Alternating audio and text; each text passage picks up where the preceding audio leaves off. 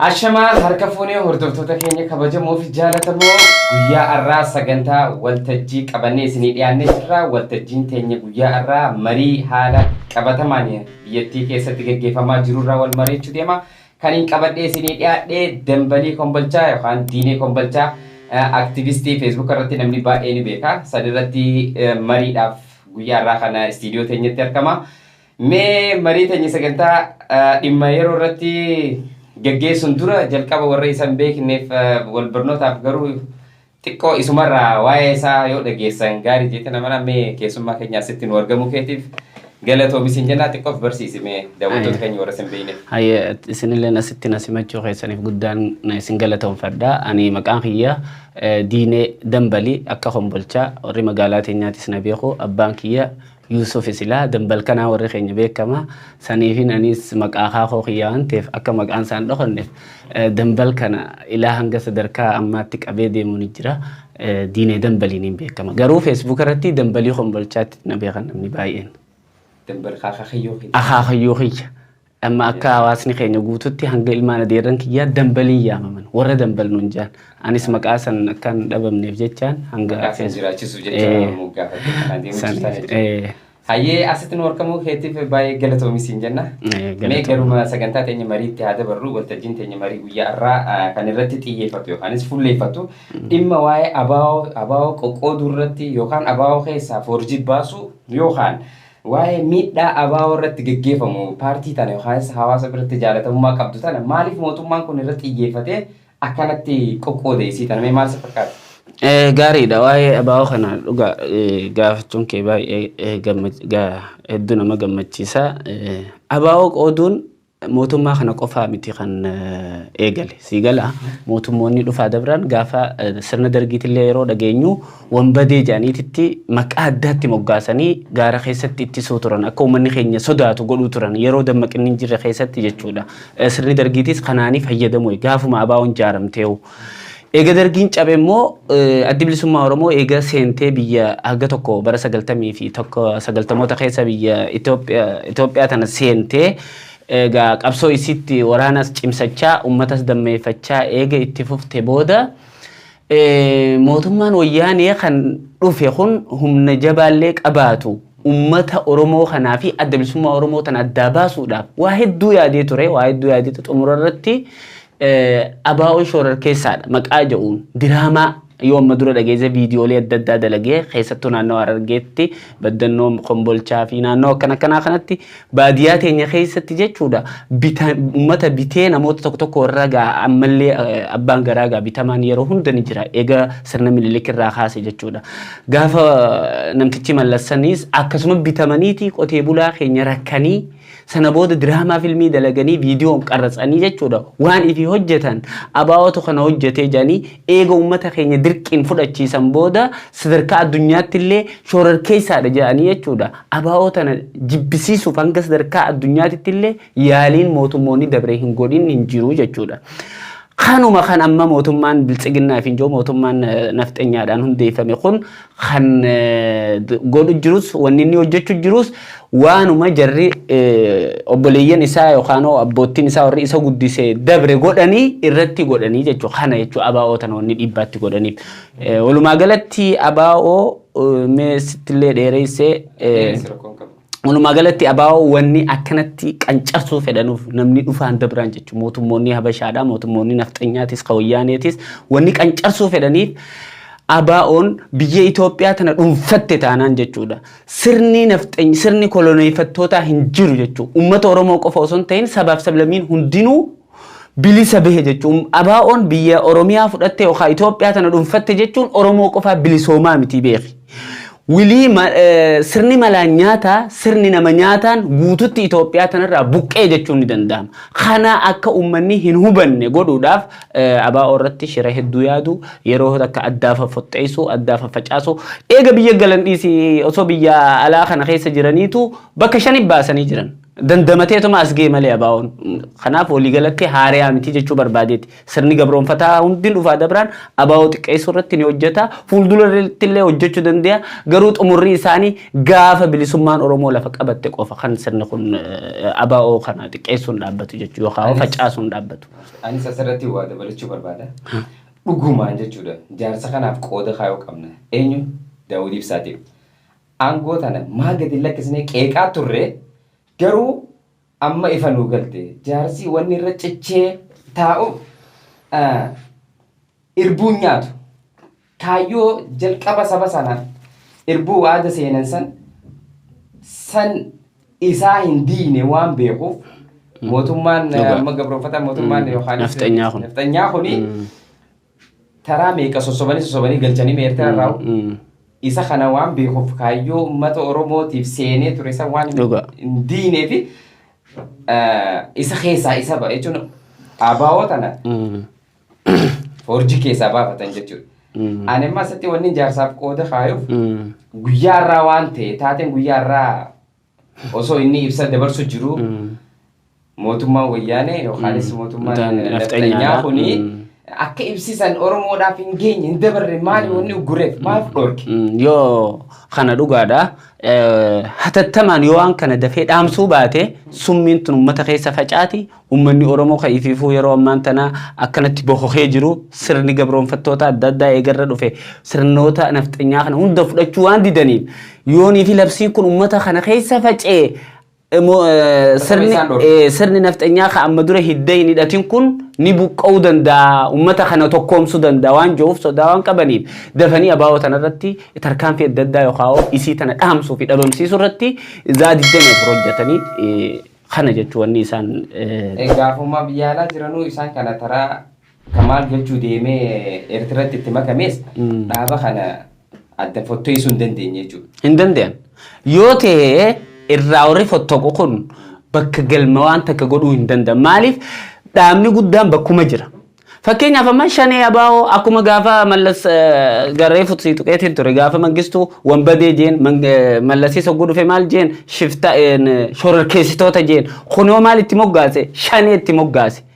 Abaa'oo tana darreessuudhaaf dhabamsiisuudhaaf mootummoonni sirnoota nafxanyaa kun waa hedduu itti xurii itti faalan dhaba isii tana dhabamsiisuuf. Kanaaf uummanni Oromoo waan kana beekee dhaaba isaanii kana akka hin gatantan akka hin kufne ija isaanii kana akka qabatanii jabeeffatan kanaas asumaanii yaada kiyya dabarsuu barbaade.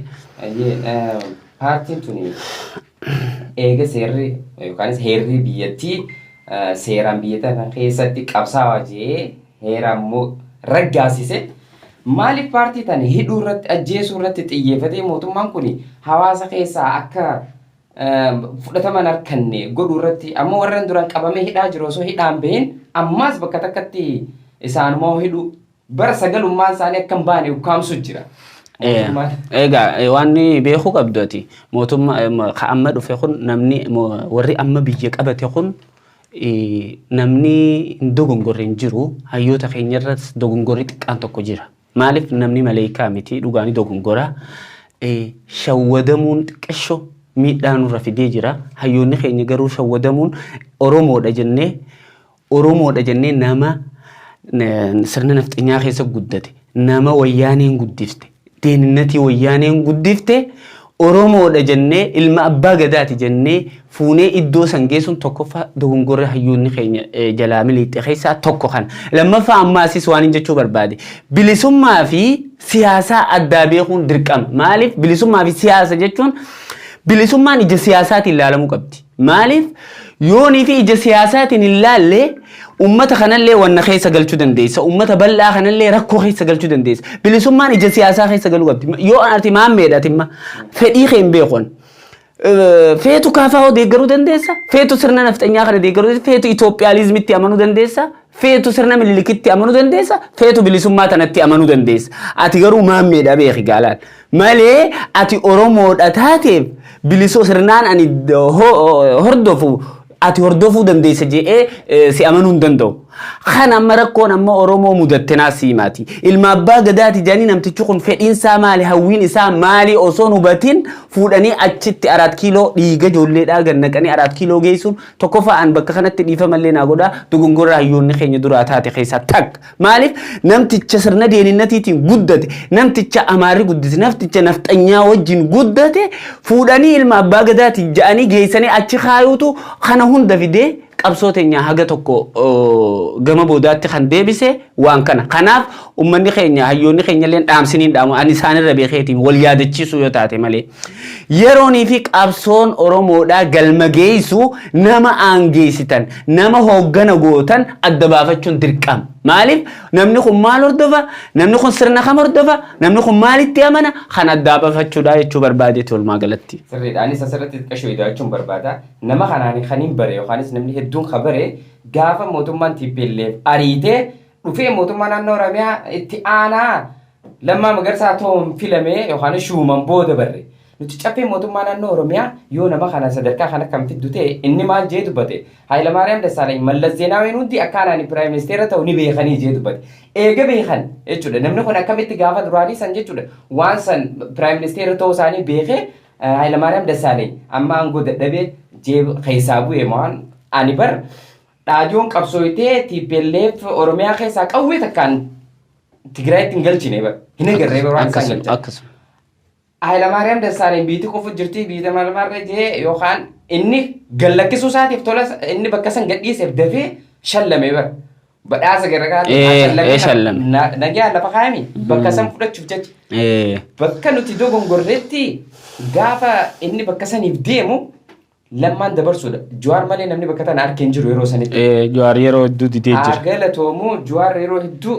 didee jira gurbaan kun akkachin nama siyaasaa waan ta'eef sii galee saniif amma bakka tanatti anoonni hin jiru mootummaan kun mootummaa Oromoo warri ja'anii bilisiginnaan kun lalisan kun gaafa inni sabboontoota Oromoo yookaanis tiimii faarfamaa turte tiimii lammaa san ibjalaa dhabamsiisu namni kun kaayyoon isaa maaliif akka deemu hin beekani maali sammuun qaban hanqarraa maa osanii kanuma karaa nafxanyaachi gorosuma laalanii arkanii wanni itti callisaniif wanni isuma kanaatu bas ilma abbaa gadaa arrallee warra ilma abbaa gadaa jootu jira xiqqollee qaampii takka malee mee Oromoon dilli sammuu qabdu namni yaadu mee badii maal qabanii Jawaar Mammaffaa fi Baqqalaa Garbaa fa'aan waan hidhaa keessatti isaan irra gahaa jiruu fi hidhaa keessaa isaan dubbachaa jiran isaan ammoo hooggantoonni PP kuni mee bifa kamiini mee kaalkuleeshin kamiini Jawaar fa'aan yoo shoror keessummaa ta'anii yookaan badii qabaatanii ajjecha waan garaagaraatiin irra labsanii bifa kamiini isaan hidhamanii hidhaa keessa turuu danda'an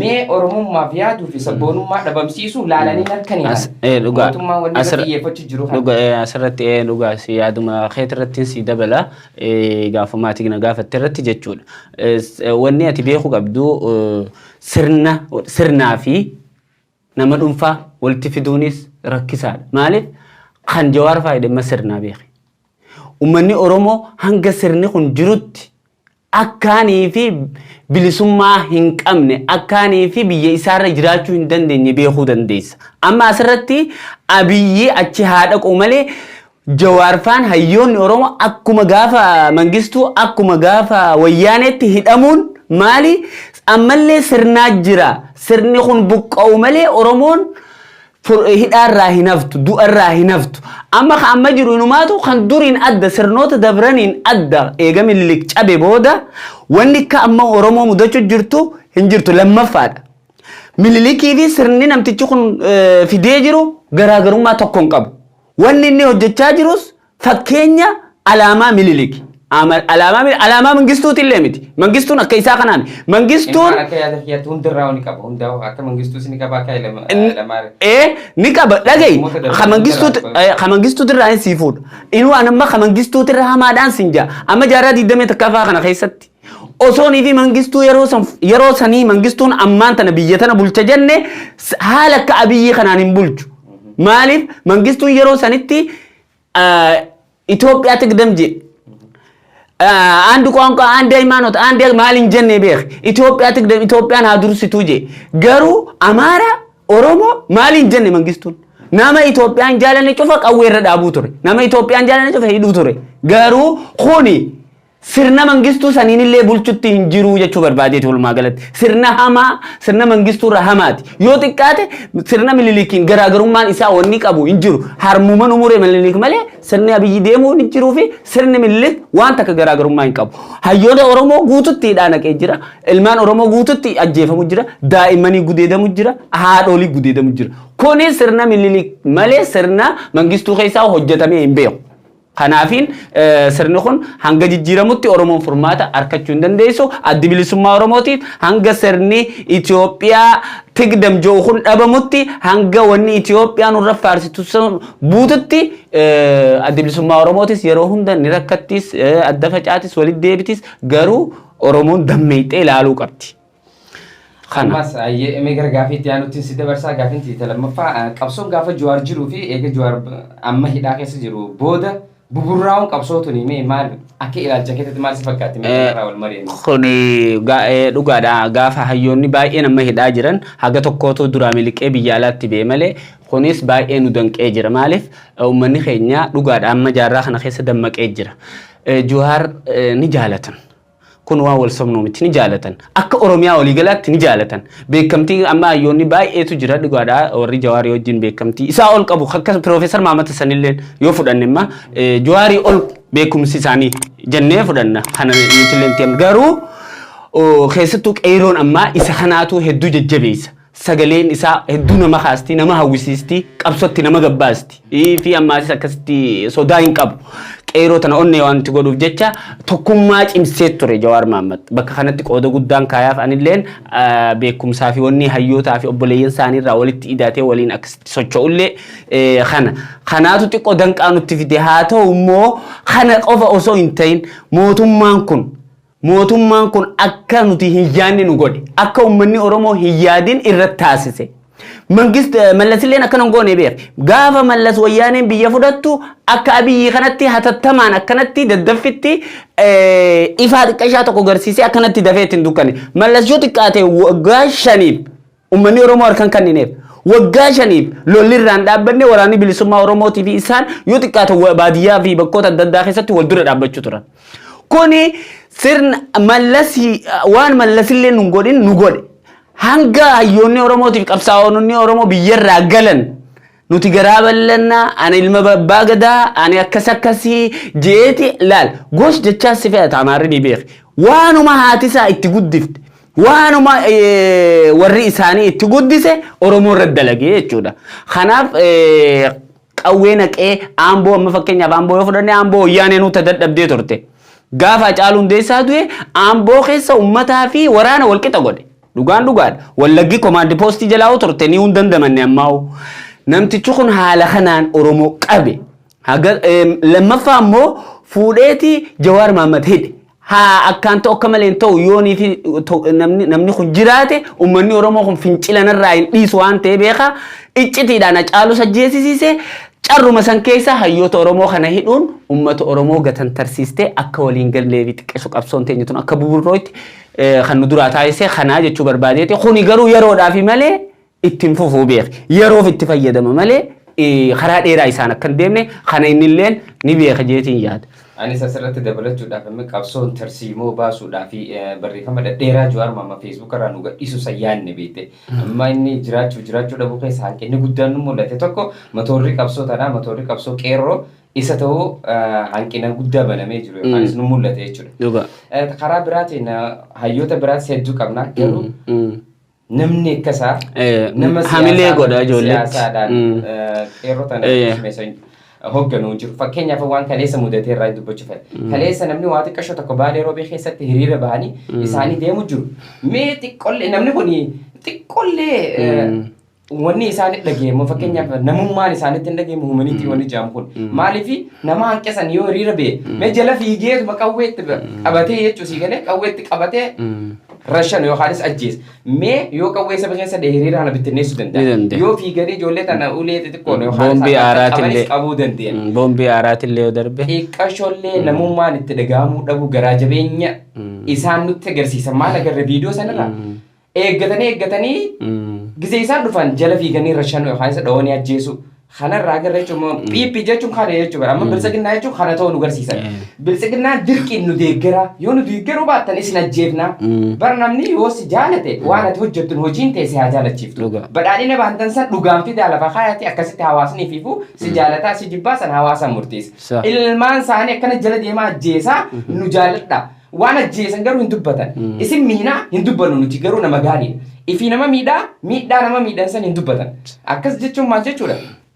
Tiyya qofa si taadhaa kun abbaa yeroo fudhadhu jechuudha. Tiyya qofa dirqiin fudhadhu. Teessanii miti naa ati amma waan beekuu qabdurraa guyyaa irraa haydureen abaawoodhaa Jaaldaawit Ibsaa nama obsa qabu nama Oromoof murate hangasuu ilmi nafxanyaadhaa kun osoo hanga ijaarsa kanaa guyyaa tokko Oromoodhaaf hangas quuqamee illee arra silaa Oromoof yaada jenneeti obsinaaf beeyta si galee jaarsa umrii isaa Oromoodhaaf fixe biyya ambaatti gammoojjii Eertiraa keessatti kan fixe kan saba kanaaf jecha qabeenyaa fi wanni osoo hin sadarkaa tana gahe ilaa umrii tana gahe illee akka ijoolleedhaatti yeroo inni labsa isaa dabarsu jiru ibsa baasu jiru waraana itti ergee qabee hidhee jechuu takkaan dhageenye kanaaf jechuudha sirni kun sirna hamaa ta'uu isaa kan nama hubachiisu kanarraa illee wanni baruu qabna. Amma dimokiraat speech jechuun mirgi dimokiraasiidhaan sagalee ibsachuu dubbachuu hiriira boo hundi akka hin jirre godhuu isaa kan nu garsiisu jira.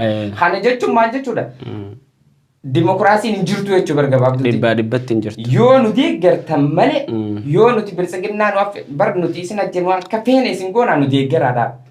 Namni garuu irra jira jechuun hadhooyitee jirti qabsoo hanga manatti dhufanii si jeesanii eeguu miti baatu sunuma duutaa mana teessu sunuma duutaa qabsoo irratti yoo dhufte garuu falmattee mirga keetii irratti haqa keetii irratti falmattee seenaa qabda baatee seenaa rabbi birattis nama birattis seenaa qabda jechuu akkasitti mee gara gaafii itti aanutti isin dabarsa gaafiin itti aantu adeemsaa fi kaayyoon bilisiginnaatu maali?